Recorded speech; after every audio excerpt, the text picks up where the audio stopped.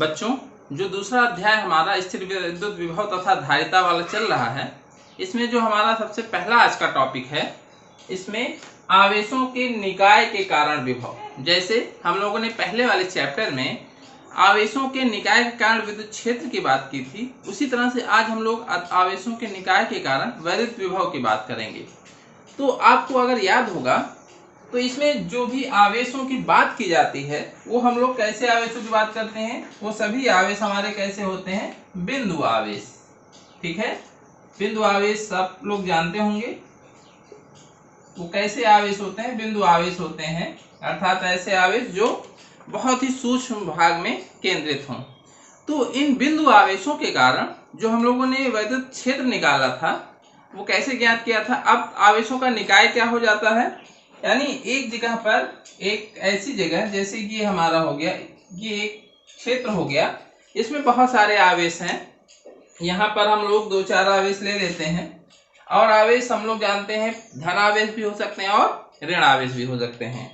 तो यहाँ पर जैसे हमने कहा, ये एक पॉइंट चार्ज है Q1 जो धन आवेश है, यहाँ पे दूसरा बिंदु आवेश Q2 है जो ऋण आवेश है, यहाँ पर Q3 है ऋण आवेश है, Q4 है, Q5 है, ऐसे बहुत सारे धन आवेश यहाँ पर इस निकाय में उपस्थित हैं।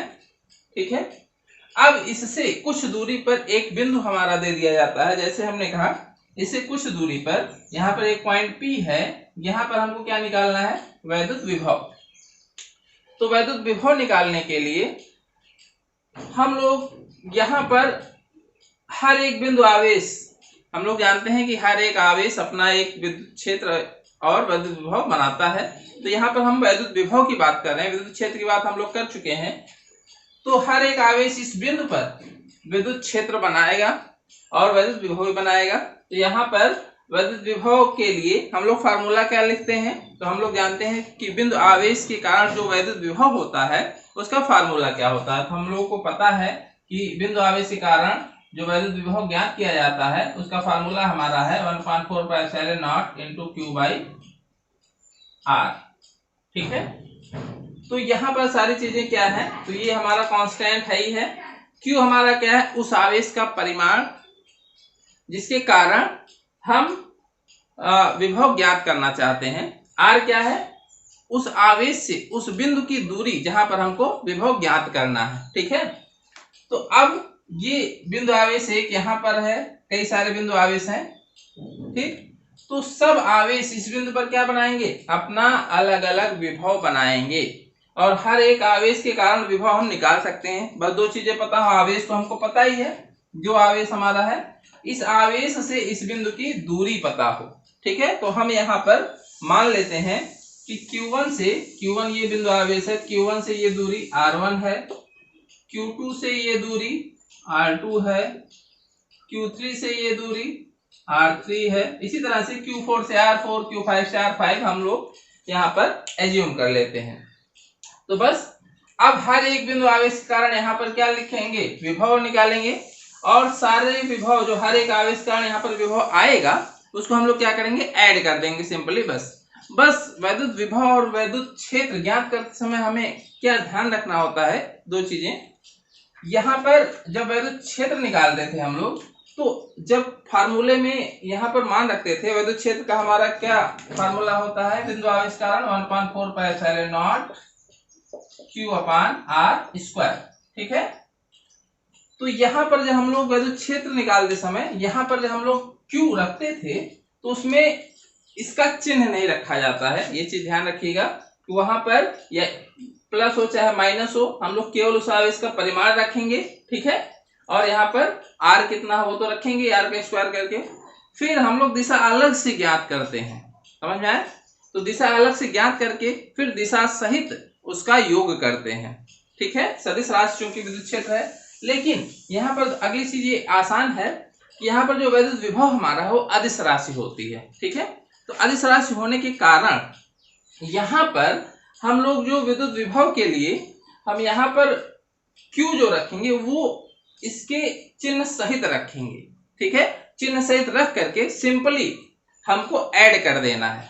ठीक, यहाँ पर हमको दिशा वगैरह निकालनी नहीं है, तो अगर हम कहें कि इस पूरे निकाय के कारण इस बिंदु पर आप विभव बताइए, ठीक है, तो यहाँ पर क्या हो जाएगा, V इक्वल टू निकाय के कारण जो विभव का फार्मूला होगा, इन सबका जो अलग अलग विभव होता है सबका बीजगणितीय योग, ठीक है। तो 1/4 पाई एप्सिलॉन नॉट सब में रहेगा, तो हम कॉमन ले लेते हैं क्योंकि सब में आएगा एक।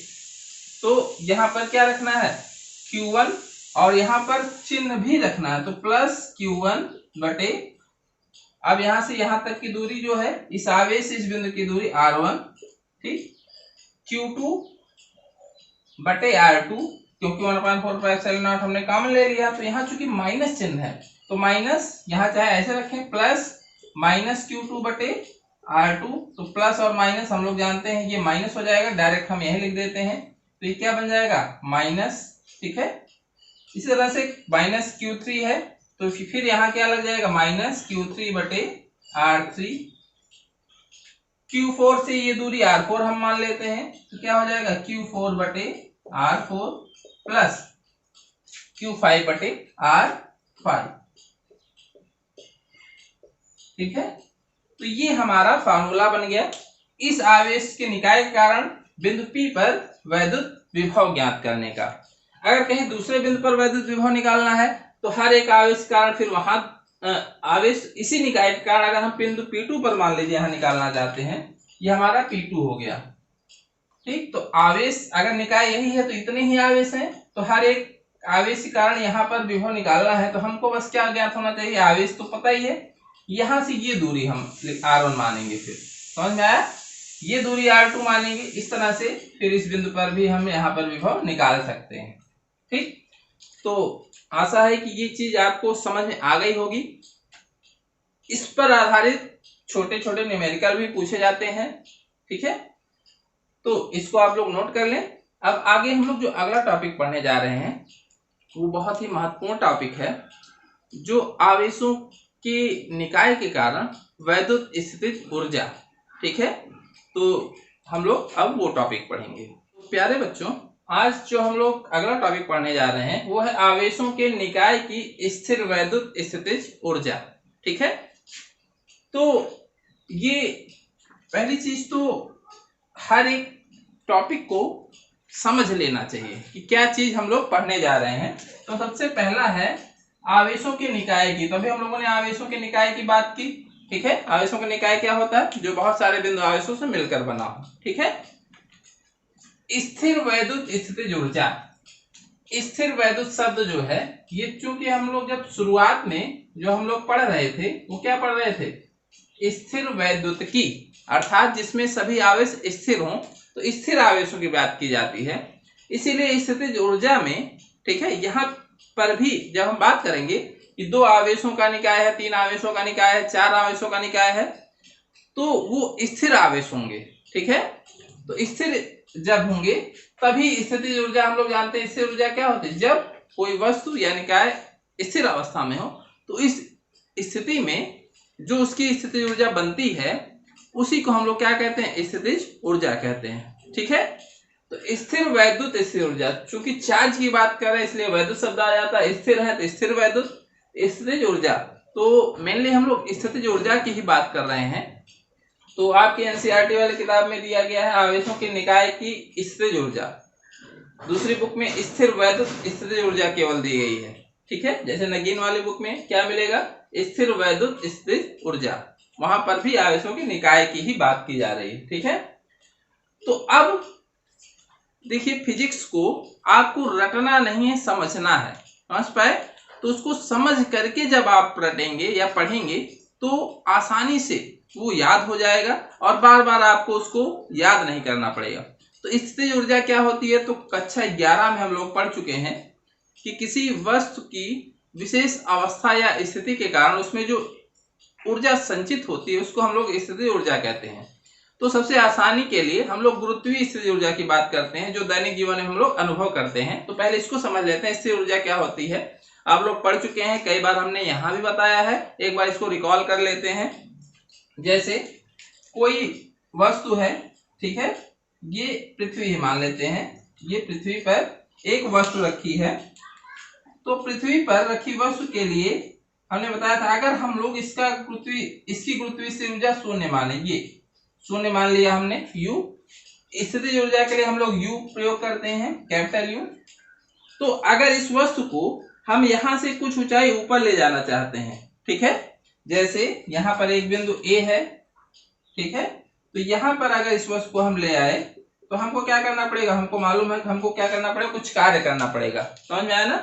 तो यहां से यहां तक ले जाने में हमको क्या करना पड़ा, कुछ कार्य करना पड़ा, और वही किया गया कार्य ही इस वस्तु में स्थितिज ऊर्जा के रूप में संचित हो जाता है। यानी इसके अंदर कुछ ऊर्जा आ गई, इसका क्या प्रूफ है, यहाँ से हम छोड़ेंगे तो ये वस्तु अपने आप गिरने लगेगी, समझ पाए ना।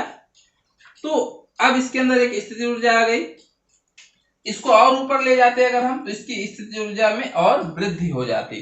तो इसके अंदर स्थितिज ऊर्जा कहां से आई, वही किया गया कार्य ही इस वस्तु में स्थितिज ऊर्जा के रूप में संचित हो गया, समझ पाए इसको, ठीक है। तो ये चीज हो गई कि यानी किया गया कार्य उसमें स्थिर ऊर्जा के रूप में आ जाता है, ठीक।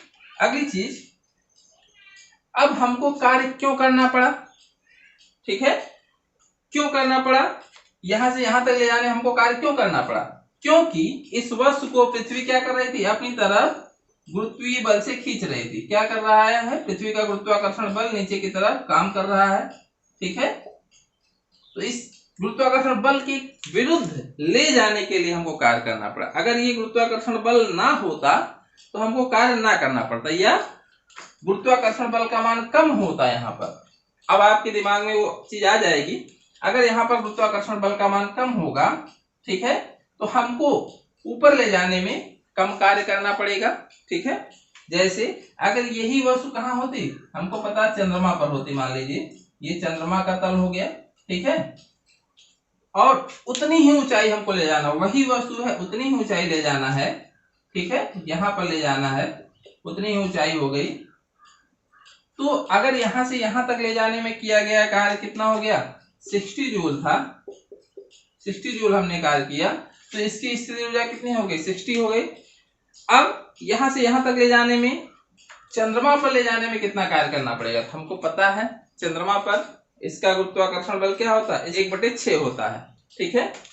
तो अगर पृथ्वी की तुलना में इसका गुरुत्वीय बल 1/6 है, तो हमको कार्य भी कितना करना पड़ेगा वहां से वहां तक ले जाने में, यानी 1/6 करना पड़ेगा, अर्थात इसका 1/6 करेंगे कितना आएगा, 10 जूल, ठीक है। तो ये 10 जूल कार्य करना पड़ेगा। तो इसके अंदर जो स्थितिज ऊर्जा संचित होगी, अर्थात इस वस्तु की इस बिंदु पर जो स्थितिज ऊर्जा होगी वो कितनी होगी, 10 जूल होगी, ना कि 60 जूल होगी, ठीक है। तो जो किया गया कार्य है वही इस वस्तु में स्थितिज ऊर्जा के रूप में संचित हो जाता है। यहाँ पर गुरुत्वाकर्षण बल कम हो गया तो हमको कम कार्य करना पड़ा, और गुरुत्वाकर्षण बल अगर नहीं होता तो हमको कार्य नहीं करना पड़ता, तो यहाँ से यहाँ तक ले जाने में ये अपने आप चला जाता गुरुत्वीय बल के अभाव में, तो हमको कोई भी स्थिर ऊर्जा भी इसके अंदर संचित नहीं होती, ठीक है। तो ये चीज हम लोग दिमाग में बैठा लेंगे तो हमको ये चीज पढ़ने में आसानी होगी। तो अब हम लोग पढ़ते हैं जो हमारा टॉपिक है आज का, आवेशों के निकाय की स्थिर ऊर्जा, ठीक है। तो अब पहले एक बार परिभाषा बता देते हैं कि आवेशों के किसी निकाय की स्थिर वैद्युत स्थिर ऊर्जा, यहां तक ये चीज ही लिखी गई है, ठीक है, यहां तक। इसके बाद जो शब्द है उस पर ध्यान देंगे हम लोग, उस कार्य के बराबर होती है, ठीक है, उस कार्य के बराबर होती है जो उन आवेशों को अनंत से परस्पर समीप लाकर निकाय की रचना करने में किया जाता है। अब ये चीज थोड़ा सा कम समझ में आई होगी, लेकिन यहाँ पर हम लोग जानते हैं कि आवेशों की जो स्थितिज ऊर्जा होती है, या जब भी हम किसी आवेश को ले आते हैं, ये चीज पहले भी डिस्कस की गई है वीडियो में, तो कहाँ से माना जाता है कि आवेशों को हम लोग अनंत से ले आते हैं, ठीक है, क्योंकि अनंत पर विभव क्या होता है, शून्य होता है। तो यहाँ पर उन आवेशों को अनंत से, ठीक है, अनंत से परस्पर समीप लाकर निकाय की रचना करने में किया जाता है, ठीक है। अब यहाँ पर एक दो चीज और जान लेते हैं हम लोग, जैसे ये आवेश यहाँ पर रखते हैं, जैसे +Q1 है और ये +Q2 है, ठीक है। तो यहाँ पर आवेशों, ये दो आवेश हैं, इनको r दूरी पर ले आके रखा गया। ये दोनों आवेश कहां से ले आएंगे? अनंत से ले आएंगे, ठीक है। तो ये जो दोनों आवेशों की जो, अब आवेश को हम अनंत से, यहां से मान लेते हैं अनंत, कहीं अनंत से ले आके हम यहाँ पर हमने रखा, तो इन दोनों को, अब दोनों को ले आने में बारी बारी से हम ले आएंगे, ठीक है। बारी बारी से हम ले आए, एक को यहाँ पर बिंदु ए पर रख दिया और एक को बी पर रख दिया। अब दोनों को यहाँ पर रख दिया हमने, रखेंगे तो इसके अंदर स्थिति ऊर्जा कहाँ से आई? जो जितना भी हमने यहाँ से यहाँ तक लाने में जितना भी कार्य किया दोनों आवेशों को ले आने में, ठीक है, उन दोनों को जोड़ देंगे किए गए कार्य को, और जो कुल कार्य आएगा वही इस निकाय की स्थिति ऊर्जा हो जाएगी, ठीक है। तो अगर दोनों आवेश प्लस Q1 और प्लस Q2 हैं और बिंदु ए और बी पर रखे गए हैं, दोनों के बीच की दूरी r है, ठीक। तो यहाँ पर इसकी जो स्थिति ऊर्जा होगी उसका जो फार्मूला बनेगा, अभी हम लोग इस फार्मूले का डेरिवेशन भी करेंगे। तो फार्मूला पहले परिभाषा हो गई, ठीक है। इस दो आवेशों का निकाय सबसे पहले जो सबसे आसान होता है उसका जो फार्मूला बनेगा वो हम लोग नोट कर लेते हैं, 1/4πε0, ठीक है। ये सभी में कांस्टेंट आ जाता है। अब Q1 Q2 बटे R, और यहाँ पर भी चूंकि ऊर्जा हमारी अदिश राशि है, अदिश राशियों के साथ एक चीज हम ध्यान रखेंगे, अदिश राशियों के साथ हम जो यहाँ पर चिन्ह भी रखेंगे। तो अगर ये दोनों प्लस हैं तो यहाँ चिन्ह कोई नहीं रखा जाएगा, अगर इसमें से कोई माइनस है तो माइनस चिन्ह भी रखा जाएगा, ठीक है। तो ये एक इसका फार्मूला बन गया, ठीक है। ये आवेशों का निकाय है, इसकी स्थिर वैद्युत स्थिर ऊर्जा का फार्मूला हमारा ये बनेगा 1/4πε0 Q1 Q2 बटे R, ठीक। तो ये हम लोग जानते हैं ऊर्जा हमारी अदिश राशि होती है, इसका मात्रक क्या हो जाएगा? मात्रक हमारा क्या होता है? जूल, ठीक। तो ये मात्रक इसका जूल होता है। अच्छा, इसके अंदर स्थिर ऊर्जा क्यों संचित हो गई? इसका क्या प्रूफ है कि इसके अंदर स्थितिज ऊर्जा होगी? जैसे हमने कहा कि यहाँ पर ले जाने पे इसके अंदर स्थिर ऊर्जा आ गई, तो इसका क्या प्रूफ है कि इसके अंदर स्थिर ऊर्जा है? तो हमने कहा कि इसको छोड़ देंगे तो ये नीचे गिरने लगेगा। या एक स्प्रिंग है, स्प्रिंग को हमने ऐसे दबा दिया, दबा करके यहाँ पर एक पिन लगा दिया, ठीक है। अब ये स्प्रिंग ऐसे रुकी है, तो जब इस पिन को हटाएंगे यहाँ तो ये क्या होगा? और यहाँ पर हमने एक वस्तु रख दी, ठीक है। जैसे गन में होता है, बंदूक में यही चीज होती है, स्प्रिंग को दबा करके यहाँ ट्रिगर लगा दिया जाता है, दबाते हैं तो ये ट्रिगर हट जाता है, वो जो पिन हट जाती है, और ये स्प्रिंग बहुत फोर्स से इसको प्रेस करती है, बाहर निकाल। तो जैसे ही हम हटाएंगे तो ये क्या होगा? ये बहुत तेजी से बाहर की तरफ जाएगी ये वस्तु, ठीक है। तो इसके अंदर क्यों गई ये? इसके अंदर एक स्थिर ऊर्जा थी, ठीक है, जिसके कारण ये बाहर की तरफ गई। तो यहाँ पर क्या प्रूफ है? तो जैसे ये हमने कहा दोनों आवेश क्या प्लस हमारे हैं, यहाँ पर हमको कुछ न कुछ पकड़ के रखना पड़ेगा, नहीं तो ये क्या करेंगे? एक दूसरे को तो जैसे ही हम इसको छोड़ेंगे तो क्या करेंगे? एक दूसरे को प्रतिकर्षित करेंगे और ये दूर भागने की कोशिश करेंगे। तो जैसे हम इसको पास ले आएंगे तो क्या करना पड़ेगा इसको? इसका अर्थ है कुछ जो कार्य हुआ वही जो है इसमें स्थिर ऊर्जा में संचित हो गया। तो ये प्लस Q1 और प्लस Q2, तो ये दोनों आवेश इस स्थिति में अपने आप नहीं रहेंगे क्योंकि ये एक दूसरे को प्रतिकर्षित करेंगे, ठीक है। तो यहाँ पर जैसे इस वस्तु को हम यहाँ पर लाके ऐसे छोड़ नहीं सकते, छोड़ देंगे तो ये गिर जाएगा। उसी तरह से यहाँ भी होता है, अगर ये माइनस होता कोई आवेश तो ये फिर क्या होता? ये एक दूसरे के पास आ जाते अपने आप, तो कार्य प्राप्त होता, ठीक है। तो स्थिति ऊर्जा क्या होती? निगेटिव हो जाती। तो यहाँ पर इस स्थिति में अगर है तो उसके अंदर एक स्थिर ऊर्जा संचित होगी, ठीक है। ये चीज हमको ध्यान रखनी है। तो आप लोग ये परिभाषा नोट कर लें, ठीक है। अब इसी परिभाषा के अनुसार, ठीक है, ये जो फार्मूला आया है इस फार्मूले को भी याद रखें। इस फार्मूले पर न्यूमेरिकल प्रॉब्लम भी आती है, ये परिभाषा भी लिखने के लिए आती है, तो परिभाषा भी याद रखें, फार्मूला याद रखें। अब इस फार्मूले का डेरिवेशन भी आता है। तो ये फार्मूला जो आया है ये कैसे आया है, इस फार्मूले का हम लोग डेरिवेशन देखेंगे। तो बहुत ही आसान डेरिवेशन है, बस आपको ध्यान से यहाँ पर समझना है और बहुत आसानी से ये डेरिवेशन हो जाएगा। बच्चों, इसका डेरिवेशन हम लोग देख लेते हैं। तो इसकी परिभाषा के अनुसार जो वैद्युत स्थिति ऊर्जा है उस कार्य के बराबर होती है जो उन आवेशों को अनंत से परस्पर समीप लाकर निकाय की रचना करने में किया जाता है। तो आपको समझने के लिए हमने बताया, जैसे ये दोनों आवेश अनंत पर स्थित हैं, ठीक है। अब अनंत पर प्लस Q1 और प्लस Q2 स्थित है, तो अनंत से अब इन दोनों आवेशों को हमको A पर ला के रखना है, ठीक है। ऐसे ले आएंगे, ठीक है। तो A पर ले आएंगे, यहां से ऐसे A पर ले आके जब रखेंगे तो हमको कितना कार्य करना पड़ेगा, ठीक है। अब सबसे पहले हम एक आवेश को ले आते हैं प्लस Q1, यहां पर हम ले आते हैं प्लस Q1, यहां से यहां तक ले आते हैं, ठीक है। तो अब क्या प्लस Q1 को यहां से यहां तक लाने में कोई कार्य करना पड़ेगा कि नहीं करना पड़ेगा? सबसे पहली बात तो यही होती है। तो पहली चीज, क्या अब जैसे ये पूरा क्षेत्र है, ठीक है, ये मान लेते हैं पूरा अनंत के भीतर, ये अनंत यहाँ पर है, तो क्या इसके भीतर कोई विद्युत क्षेत्र है? ठीक है, विद्युत क्षेत्र कैसे बनता है? विद्युत क्षेत्र किसी आवेश के कारण बनता है। तो क्या इसके भीतर पहले से कोई आवेश उपस्थित था? जब प्लस Q1 हमारा कहाँ था? ये अनंत पर था। तो क्या इसके भीतर कोई आवेश था जो विद्युत क्षेत्र बना रहा हो? नहीं था, ठीक है। इसके भीतर कोई आवेश नहीं है।